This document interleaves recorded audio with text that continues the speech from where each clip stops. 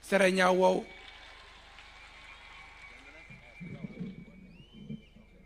Mheshimiwa Rais, majina yangu ni Mheshimiwa Sam Lokales kutoka Tiaty.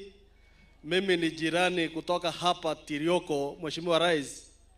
Na sisi watu wa Tirioko na watu wa Cheptulel na watu wa Marakwet ndio tuliathirika sana kwa mambo ya insecurity katika valley hii.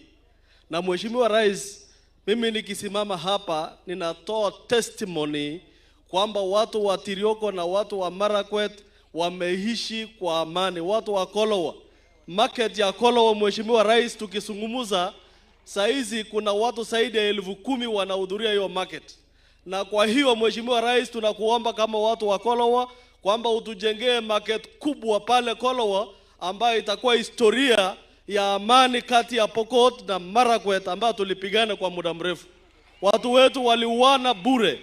Wakasema sisi ni ndume, mimi ni mwanamume, lakini Murkomen kumbe ndio ndume zaidi ya sisi. Akamaliza undume yetu, sasa sisi tunafuata yeye nyuma. Mheshimiwa Rais, hatuna neno ya kusema.